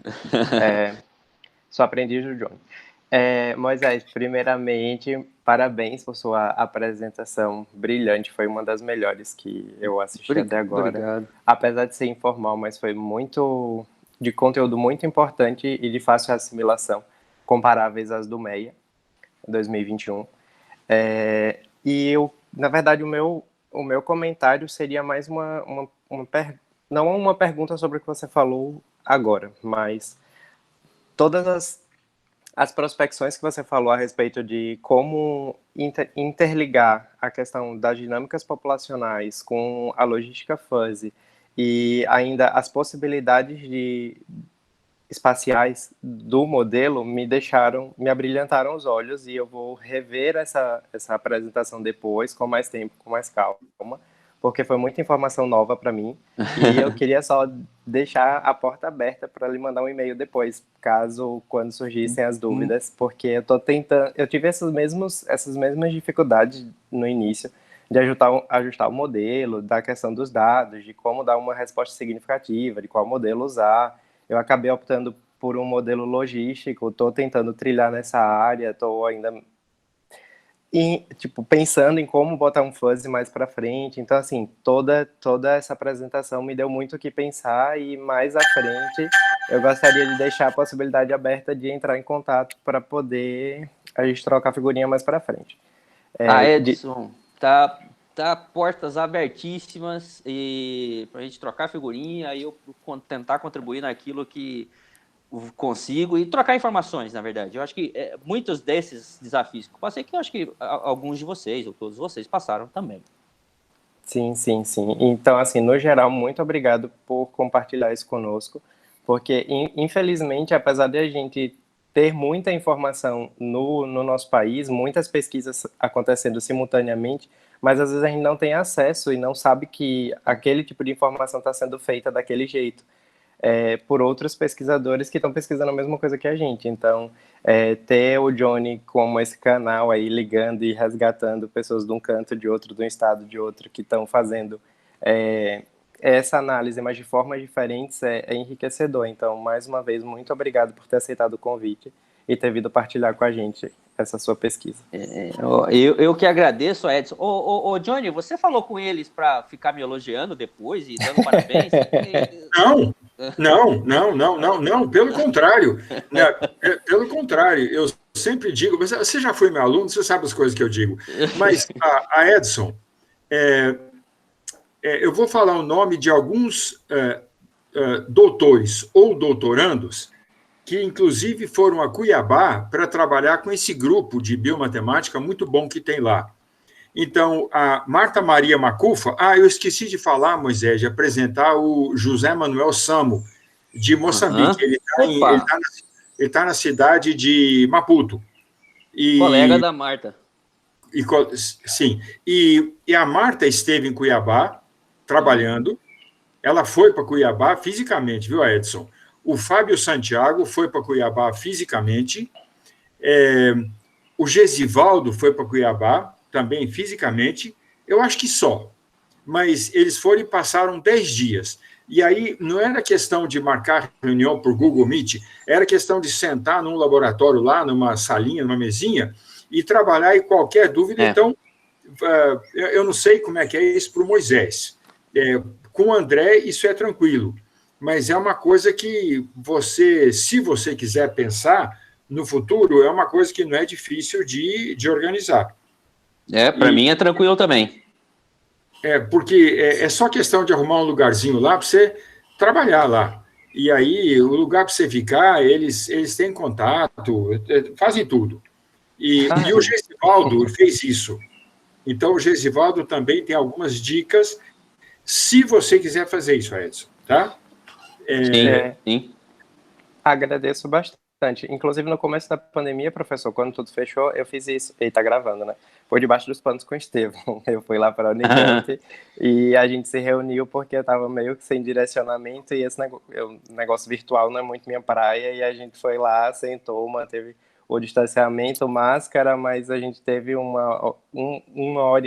foram 2 orientações presenciais para poder o primeiro artigo sair, né? Enfim, saiu. Agora estamos aí na luta para continuar a pesquisa. Mas muito obrigado pela proposta. Vamos conversar e amadurecer essa ideia mais à frente. Claro. Estamos abertos, portas abertas para receber aqui, mais ou menos porta aberta por causa da pandemia, mas virtualmente a gente está disponível também. Tá sim. Moisés, o Johnny disse que a gente ia ganhar ponto extra. Quem conseguisse elogiar mais você. Provavelmente. Quem fizesse mais elogio ia ganhar mais pontos extras. Ele deve ter falado isso. Sim. Ok. Giovanni, manda ver. Bom dia, pessoal. Estão me ouvindo bem? Bom dia, Giovanni. Primeiro, gostei muito da palestra e eu estou começando a estudar esse tipo de coisa agora, sou completo leigo na área, e pelo que eu entendi da segunda parte, vocês pegaram um modelo e agora permitiram que o alfa, em vez de ser um valor constante, fosse uma função dependendo do tempo, é isso mesmo? Basicamente é isso. E vocês fitaram, então, agora não uma constante, sim uma curva no tempo.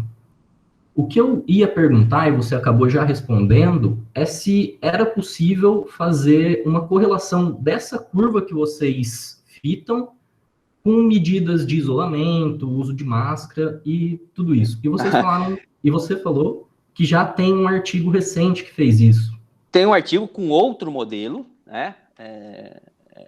Modelo envolvendo outras variáveis, por uma outra metodologia, mas já tem.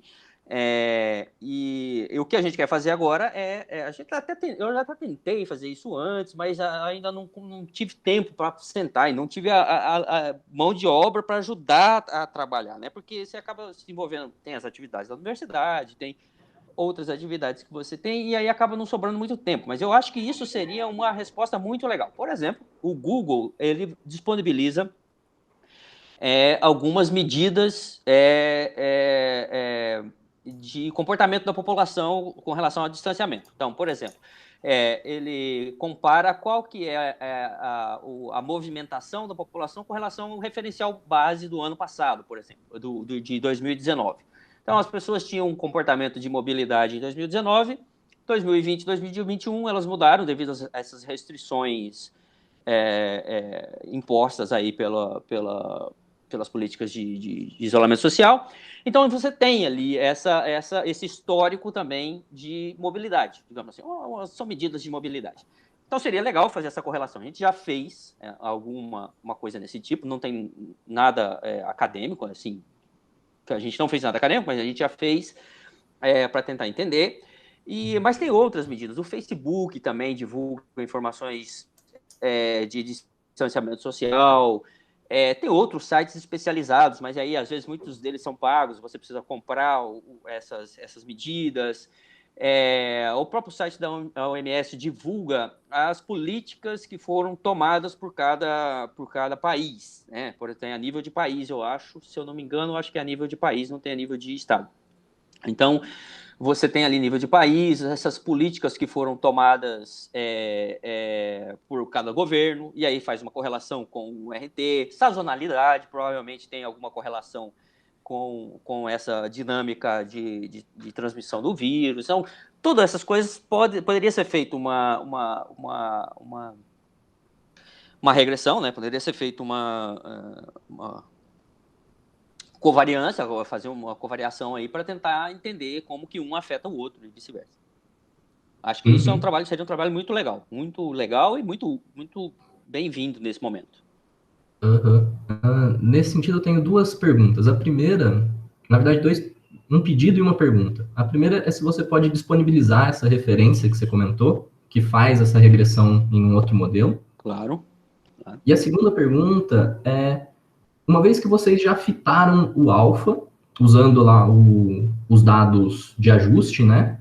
Para a parte da previsão, o que vocês fazem? Vocês mantêm o alfa como último valor no tempo ou vocês usam uma estratégia diferente? O grande problema de fitar o alfa é que ele só serve para descrever a história, né? Perfeito. O futuro é um problema. Então, o que a gente faz? Tem várias estratégias que a gente tem adotado. Uma delas é você pega o alfa médio e faz uma projeção. Essa não é uma estratégia, é a estratégia mais ingênua, digamos assim. A estratégia que a gente tem adotado aqui é selecionar aleatoriamente, estou falando na parte de projeção, a gente seleciona aleatoriamente desse conjunto de RTs. Então, eu vou lá no conjunto de RT, seleciono aleatoriamente a cada intervalo, tipo a cada semana, a cada 3 dias, a cada 4 dias, eu seleciono ali alguns RTs aleatórios, construo uma função, então, a partir desses RTs aleatórios, e aí faço a projeção utilizando esse RT, essa função construída a partir dos RTs aleatórios. Aí você faz isso 1 milhão de vezes, faz um monte de simulações, e com isso você tem, então, um monte de cenários possíveis, e aí você usa alguma estatística para escolher o cenário pior, um menor cenário, um cenário intermediário, enfim. Aí você pode usar, por exemplo, intervalo de confiança, um monte de coisa. Tem um monte de máximo, o pior cenário, o melhor cenário. Então, essa é uma forma que a gente tem feito. Essa faixinha azul aqui que você está vendo nesse gráfico de projeção para o Mato Grosso, foi feito usando essa metodologia. Então, a gente vai ali, seleciona um RT, um alfa-T nesse conjunto de dados, faz várias simulações, e aí extrai dessas simulações um intervalo. Essa é uma maneira. Nesse sentido, talvez, se for possível fazer essa correlação do alfa com, por exemplo, isolamento social, você acha que uma ideia interessante seria trabalhar com cenários, por exemplo? Por exemplo, a partir desse tempo você prevê, bom, eu vou trabalhar num cenário de que o isolamento vai decrescer de tal forma, então eu tenho uma ideia de como o alfa se comporta e a partir disso fazer as previsões? Você acha que isso pode ser um caminho legal? Eu acho que esse seria o caminho ideal, assim, você fazer essas correlações e aí estudar os cenários. Aí você pode dar uma resposta. Não, você precisa fechar tantos por cento do comércio para poder você cair numa faixa em que seu sistema de saúde suporta, para não ter um colapso no sistema de saúde. Eu acho que tudo isso seria interessantíssimo. Eu acho que esse é o ideal, assim, que a gente busca. Obrigado, Moisés. De novo, parabéns pela palestra. Imagina, obrigado, eu que agradeço. E, de novo, para todos, né? Quem quiser colaboração, a gente está à disposição. Porque, afinal das contas, a gente acaba ficando meio isolado aqui no Mato Grosso também. E aí, só em momentos como esse, assim, que a gente tem um pouco mais de contato com outras pesquisas, com outras ideias de outros lugares. Então, é importante para a gente também. A gente tem alguns casos, Moisés, talvez você tenha conhecimento. Na cidade de Araraquara, o prefeito falou lockdown total, ninguém discute. Então, ele não estava preso, ele não ficou preso a acordos pré-eleição e para manter as imobiliárias funcionando, o revendedor de carro. Ele falou lockdown total durante 15 dias. O que aconteceu com a doença em Araraquara? Despencou. despencou, Araraquara estava com 100% dos leitos ocupados, ele falou, lockdown, acabou. E lockdownou lá e despencou. E isso veio de encontro com uma vontade que eu tinha, mas eu não tenho competência, eu preciso estudar, de fazer alguns desses parâmetros com base de regras. Sim. Então, se sobe muito o número de mortos, sobe muito o número de novos casos, então você tem mais confinamento. Então, se cai o número de mortos, se cai o número de casos e aumenta a vacinação, você passa a ter mais gente trabalhando, desrespeitando, indo para o comércio, etc, etc, etc. Então, isso é uma outra chance. Claro. Isso é uma outra possibilidade. Uma outra coisa é com relação a... Deixa eu só fazer um parênteses, Johnny. Até porque, por exemplo, se você vai fazer essa correlação, muitas dessas informações que são obtidas no site do Ministério da Organização Mundial da Saúde, por exemplo, você precisa transformar isso por alguma coisa fuzzy, porque lá está grau 1, grau 2, grau 3 de medidas, entendeu? Então você precisa transformar isso para alguma variável de base de regra, por exemplo, para fazer essas correlações. Bom, continua. Outra coisa é o ajuste de curvas. Porque a gente está acostumado a fazer ajuste de curvas, Moisés, procurando aquela curva que tem o menor resíduo, que tem a maior correlação. Isso. Mas a nossa experiência tem sido, por exemplo, quando a gente pega as regras de confinamento em qualquer estado brasileiro, a gente vê um confinamento alto no começo, depois uma queda, uma variaçãozinha e está aumentando. Então, infelizmente, as curvas que se ajustam de modo melhor a esses dados são polinômios. Só que o polinômio não serve para a gente fazer uma previsão, porque o polinômio vai para mais infinito ou menos infinito. Então, a gente também não tem uma biblioteca de funções que sejam capazes de trabalhar tudo isso. Ainda mais porque tem a vacinação dentro. Tem mais alguém de mão levantada? Eu, apesar de eu ter colocado um mosaico, eu não consigo ver. Se tem alguém de mão levantada, fala. Tem eu, professor. Fernando, manda ver, Fernando. Vou ter que ser repetitivo, mas dizer que a palestra foi muito boa. Queria agradecer muito, professor, porque realmente, como o Edson falou, pelo menos eu estou no grupo há menos tempo, mas teve várias ideias que eu nunca tinha visto, assim. Você pegou o modelo CIRC, que em tese é um modelo mais simples, e eu vi vários papers com modelos um pouco mais sofisticados e tal, mas desse modelo mais simples você conseguiu trabalhar ideias muito interessantes, assim. Então, achei muito legal. Eu vou querer rever também essa gravação depois. Aí eu tinha duas perguntas.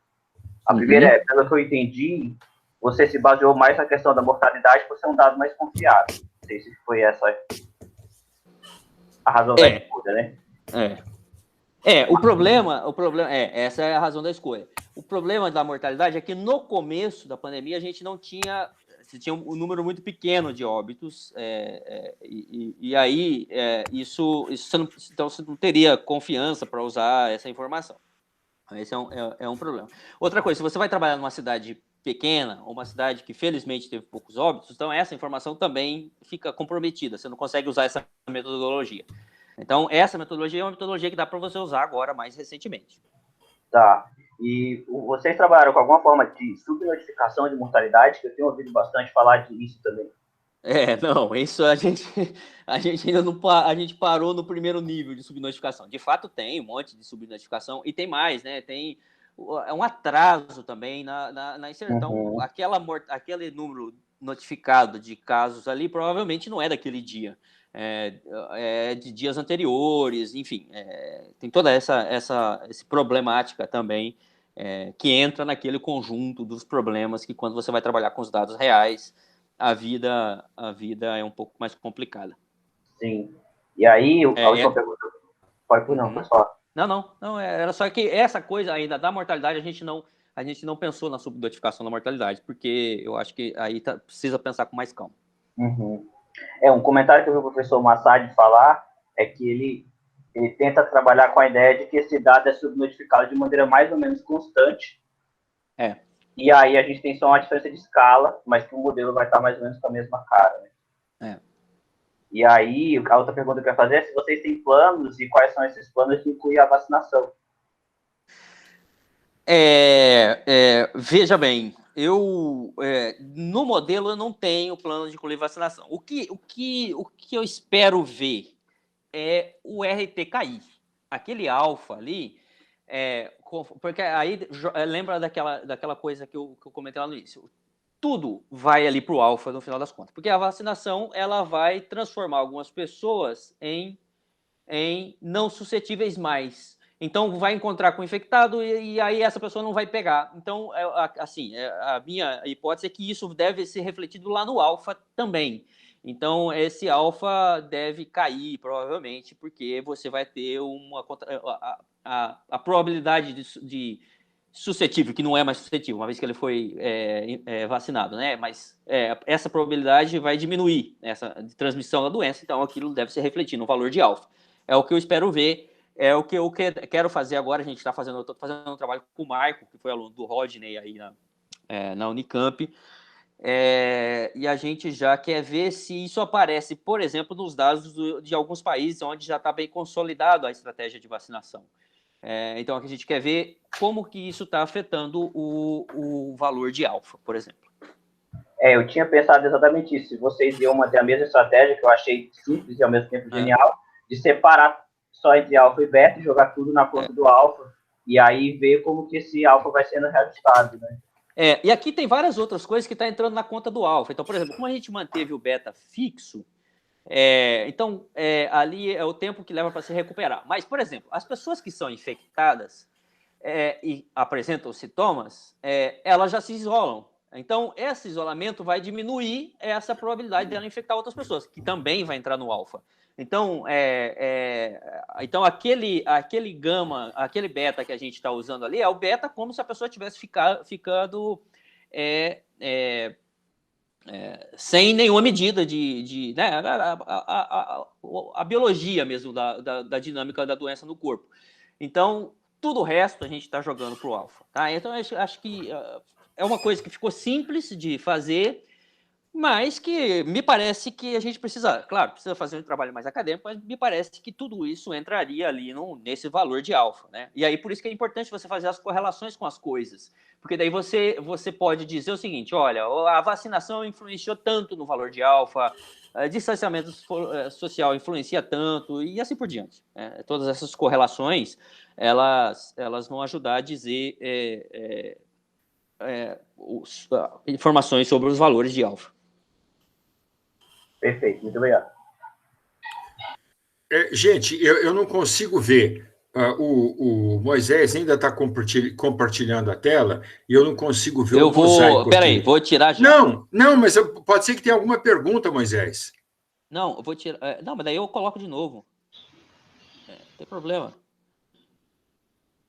Eu só vou precisar de um minutinho para colocar a fonte do computador aqui, tá? Mas pode falar enquanto isso, eu estou ouvindo. Tá bom. Não, eu queria saber se tem mais alguém que queira fazer alguma pergunta. Oi, professor. Diga, Eduardo. Eu vou fazer uma pergunta, talvez não esteja muito dentro do que o professor Moisés apresentou, mas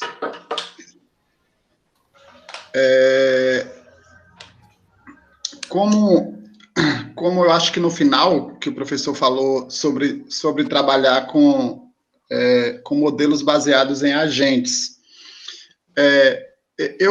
nesse modelo especificamente, será que o grupo, na realidade, vocês pensaram em fazer alguma correlação, talvez, com a densidade demográfica, assim, estados na população brasileira? Porque o Mato Grosso, especificamente, eu vejo que é um estado que tem uma densidade demográfica baixa, relacionar quando a gente pensa em outros estados da federação, por exemplo, a Bahia, São Paulo, Rio, e o que me parece é que o índice de infecção no Mato Grosso relativamente alto quando se compara com estados com densidade demográfica mais alta. Uhum. Na realidade, assim, eu queria pensar os efeitos, no caso, sei lá, de campanhas, de mitigação, de todas essas coisas, o que é que, na realidade, isso tem influenciado, né? O uso de máscaras, todas essas coisas, já que, a priori, quando eu penso num estado como Mato Grosso, eu esperava que, sei lá, Mato Grosso, Pará, Amazonas, eu esperava que a força de infecção fosse menor nesses estados, né? Eu digo, assim, algo de modo bem ingênuo, intuitivo, no caso. Aí, será que em modelos baseados baseados em agentes, daria para enxergar esse tipo de coisa? Não sei. José, acho que é uma pergunta interessantíssima. Eu também tinha a mesma percepção que você está relatando lá no início da pandemia. Eu falei, não, aqui a gente está num estado bem...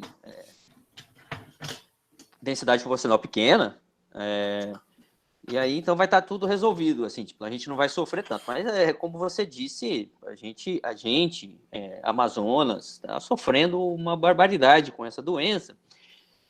E a gente não fez a correlação com a densidade populacional.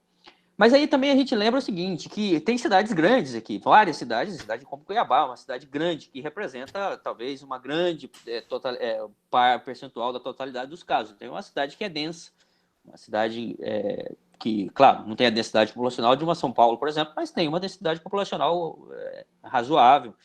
E aí, se você olha para essas ilhas de densidade populacional, o estado é grande, mas tem ilhas em que a densidade populacional é um pouco maior. Então, precisaria levar em conta isso também, não do estado inteiro. Então, eu acho que daí modelos com a gente talvez poderia dar uma dica, e modelos aqueles modelos de dispersão com grafo também pode ser que dê alguma informação relativa. Obrigado, professor. Imagina, Jair. Olha, todas essas questões que vocês estão colocando são questões abertas, tá? Assim, que eu acho que esse momento que veio, a gente tem um monte de dados, e esses dados todos vão servir para balizar a gente, para criar mecanismos, para criar ferramentas, para a gente não sofrer com isso de novo. Então, acho que agora é a hora da gente talvez parar de pensar em modelos novos, não sei, é uma hipótese que eu estou levantando, talvez parar de pensar em modelos novos e vamos ver o que esses modelos que a gente tem conseguem nos dizer a partir dessa enxurrada de dados que a gente tem. É verdade, tanto que a gente, nas nossas conversas, eu não consigo ver, se tiver mais alguém de mão levantada, eu vou pedir, por favor, que se manifeste, porque eu não consigo ver as 20 pessoas que estão o Samu diz que o Samu entrou e saiu diversas vezes da reunião porque a internet está irregular. Mas, e nós temos também conosco, Moisés, a Ana Cláudia, que é analista numérica. Opa! Pois é. E então a gente tem uma diversidade não transdisciplinar, mas, digamos, transaplicada. Uhum. Então tem a Marina, que eu falei para você que é um dos esteios do grupo, que trabalha com derivadas fracionárias, tem o Bruno, que trabalha com espalhamento geográfico. Agora, uma coisa que você falou que é interessante eu lembrei do Renato Teixeira, porque eu sempre lembro dele. Ele falou, volto para cá, enfim, não vou falar tudo, não, mas na boca seca, a sede que andou distante da água nova que se bebe das velhas fontes. E eu acho que existe uma chance da gente trabalhar com os parâmetros, como o Luiz está fazendo. O Luiz fez uma apresentação no Solabima, mas depois ele melhorou a apresentação e ele fez a apresentação que tinha 2 autorias, ele e a Dilmar. E foi muito reveladora, muito reveladora. Desde o começo, desde o começo da pergunta do José Eduardo até agora, eu estou com a página da Covid aberta. Ih, caiu o Johnny. Acho que ele fechou a página dele. Com frequência ele trava, agora que sair assim... Opa, voltou, tá aqui. Liga o microfone, Johnny. Voltei, desculpa, eu cliquei em alguma, eu cliquei em alguma... A Ana Cláudia é do interior do estado do Rio de Janeiro. E eu vou dar um Ctrl+R desde... Caiu de novo. Johnny é fera.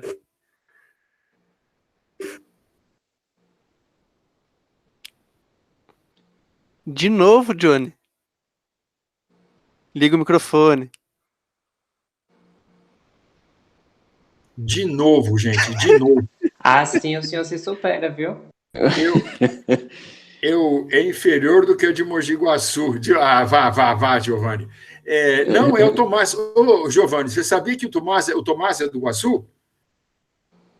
Tem uma pessoa assistindo aqui que é do Guaçu, tadinho. Eles têm um time lá no Mogi Guaçu, chama-se Clube Atlético Guaçuano. E quando jogava o Guaçu com o Mojimirim, a torcida do Mojimirim é tão boa, que torcia para o time de Mogi Guaçu. Eles entravam em campo e a torcida do Mojimirim toda gritava cague, porque é Clube Atlético Guaçuano. É porque a gente é muito legal. Só queria dizer para vocês que da hora em que o Eduardo começou a falar até agora, 08, morreram 81 pessoas no mundo. São as novas mortes, quer dizer, notificadas, porque é através do coronavírus. Tem mais alguém com pergunta? Ninguém? Se já tiver contabilizado, acho que um foi da minha cidade. Ah, é? Um foi da sua cidade? É Tietê, viu, Moisés? Não sei se foi contabilizado já. É complicado, porque os estados têm que reunir, passa para o Ministério da Saúde, que depois integra... o Worldometers usa direto as informações estaduais. Usa. Se não houver mais perguntas... uma outra perguntinha só para você, burocrática. Você consegue... você acha razoável você disponibilizar a sua apresentação para nós? Claro que sim, claro. Porque pode ser que alguém tenha uma dúvida no slide, aí precisa assistir tudo de novo, então ele já teria uma ideia mais ou menos onde está... Eu mando no seu e-mail daqui a pouco, tá bom? Tá bom, tá ok. Gente, se não tiver mais... Espera um pouquinho, tem alguém mais no chat? Deixa eu ver aqui. O mundo atingiu 3 milhões, já está em 3 milhões, está quase em 3 milhões e 3 mil, viu, Eduardo? Eu estou com o Worldometer ligado aqui, 2000... Cadê? E o Bruno vai compartilhar o livro, tá bom. Alguém pediu o livro para mim, mas eu não consigo lembrar quem foi. E eu preciso copiar isso aí, antes que qualquer coisa aconteça. Pronto, Ctrl+C. Copiei já, tá bom. Então, acho que só cabe agradecer ao Moisés, muito, dizer para o Moisés dar um abraço no André, no Geraldinho, no Vinícius, claro. Aquele seu super amigo, politicamente engajado, o Dornelas. Não, o Dornelas pode deixar. Quem que eu esqueci? Sim, um beijo na Ana, um beijo, claro. Um beijo na Leide. Quem que eu estou esquecendo aqui? O Serjão e a Gladys. Claro. Que foram meus alunos também, os dois. Mas eles fazem outro... Eles estão na educação matemática. E um beijo na Luzia Pálero também, porque claro. só porque ela é bonita. Ela não é nem da biomatemática, da educação matemática, mas é uma mulher bonita. E que, uma vez que eu estava em Cuiabá, ela me deu pequi para eu trazer de volta para cá, e eu fui o herói da família, porque a gente comeu o pequi que ela mandou. Então não esquece, tá, Moisés? E, Moisés, um grande abraço para você. Muito obrigado, Johnny. O que a gente pode fazer é que não deve ser muito produtivo para você se você assistir uma discussão nossa. Por exemplo, na sexta-feira que vem, nós vamos criticar os modelos do nosso artigo.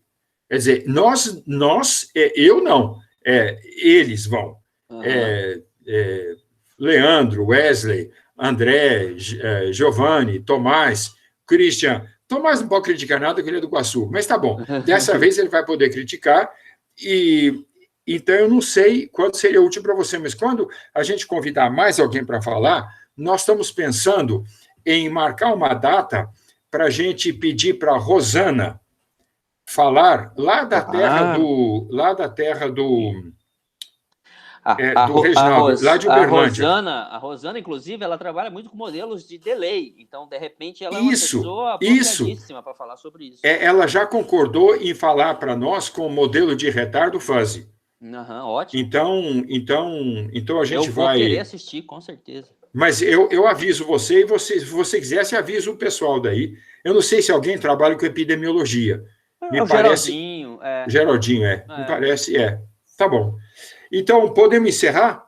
A gente sempre encerra. Eu só quero agradecer mais uma vez e falar que eu quero ser convidado por 2 motivos. Primeiro, pela interação acadêmica, e segundo, pelos elogios. Eu acho que eu quero voltar aqui na próxima sexta para receber mais elogios. Acho que você comprou seus alunos aí com nota para me elogiar. Bom? Em primeiro lugar, não tem nota nenhuma. Isso aqui é uma disciplina de tópicos, tem só aprovado e reprovado. A única pessoa que vai ter nota A+, é o Giovanni, que é de Mojimirim. O resto, todo mundo vai ter a mesma nota. E eu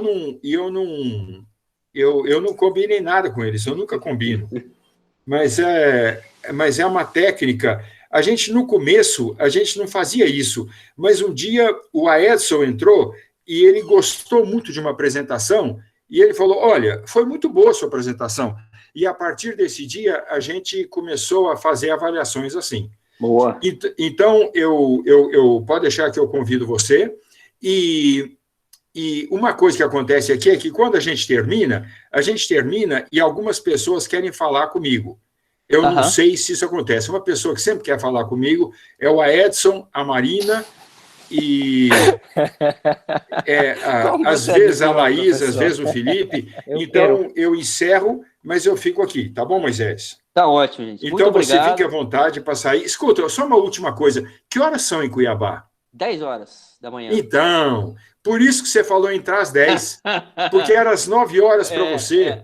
Ah, Moisés, desculpa, você devia ter dito isso. Não, imagina, não é nenhum problema, não foi nenhum problema. Oh, meu Deus, desculpa, Moisés. A gente acorda cedo aqui também. Tá bem. Tá bom. Então, muito obrigado, Moisés.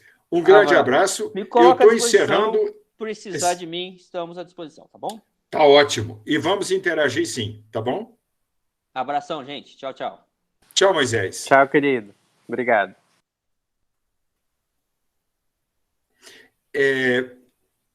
Uma coisinha só. A Beatriz Laiati hoje não assistiu, mas ela mandou para nós o site Mandacaru. Eu mandei um e-mail para eles falando se a gente pode interagir com eles. É onde está aquele Nicoleles. E eu pensei que a gente podia trocar ideias com o subgrupinho deles, que faz modelagem matemática e usa o modelo CIR simplíssimo. A gente talvez pudesse fazer alguma coisa com eles. A Bia comentou comigo também. Inclusive, ela está ocupada agora com as coisas da tese, mas eu comentei da reunião, ou da palestra do Moisés sobre fuzz, e ela disse que assim que disponibilizar o vídeo dessa reunião de hoje, de manhã, ela vai assistir. Tá bom, tá ok. Bom, gente, alguém quer falar comigo? Ou já pode parar de gravar, professor. Mas o Edson quer falar comigo. O senhor também. Então, espera um pouquinho, que eu estou aqui, eu não consigo fazer tudo ao mesmo tempo. O Edson quer falar e alguém mais quer falar.